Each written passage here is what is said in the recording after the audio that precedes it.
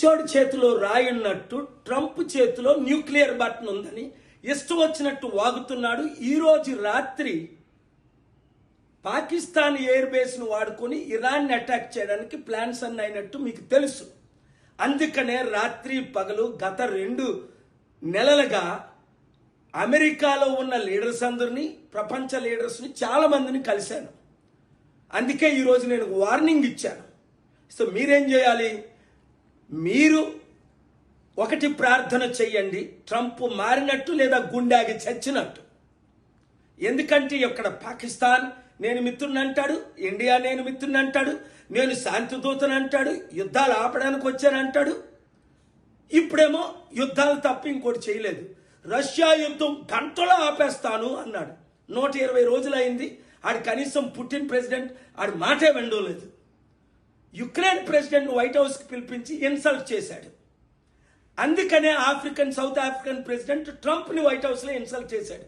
ఈ పిచ్చి చేష్టలన్నీ చూసి ఇలాన్ మస్క్ గుడ్ బై చెప్పాడు. అందుకే 2020లో ఆయన విరుద్ధంగా బుక్ రాసి బైడెన్ గెలిపించిన తర్వాత మళ్ళీ సరెండర్ అయ్యి లాస్ట్ ఇయర్ మళ్ళీ కాలు ఏలు పట్టుకుంటే క్రైస్తవులందరూ రిక్వెస్ట్ చేస్తే మరల మద్దతు ఇచ్చాం. ఈడు మారడ్రా అని. యేసు ప్రభు పేతుర్ని సైతాన్ ఎలాగన్నాడో ఈయన సైతాన్తో నిండిపోయి 3వ ప్రపంచ యుద్ధం, ఎవరి డబ్బులు ఇడో ఆడి మీద యుద్ధం.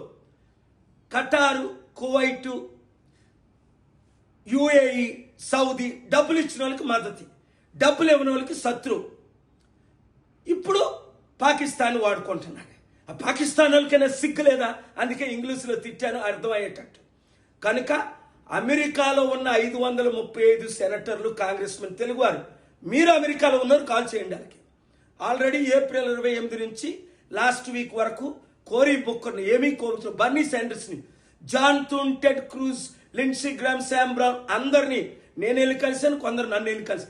కనుక ఈ యుద్ధం ఆగాలంటే ఒకటి ప్రార్థన చేయాలి, 2 మీడియా అందరూ దీనికి ప్రెషర్ చేయాలి, ప్రతి ఒక్కరూ నోరిప్పి మాట్లాడాలి.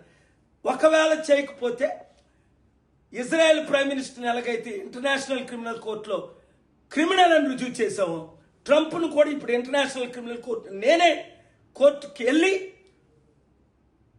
బుష్ ఎలాగైతే ఇరాక్ను ఆక్యుపై చేశాడో, వెపన్స్ ఆఫ్ మాస్ డిస్ట్రక్షన్ ఉన్నాయని అబద్ధాలు చెప్పి కాలిన పవర్ ద్వారా, ఈడు ఇరాన్లో బాంబులు ఉన్నాయని, అరే ఇంటెలిజెన్స్ చీఫ్ తులసి గ్యాబర్డే అన్నది కదా లాస్ట్ ఇయర్ ఇరాన్లో న్యూక్లియర్ బాంబు లేదని.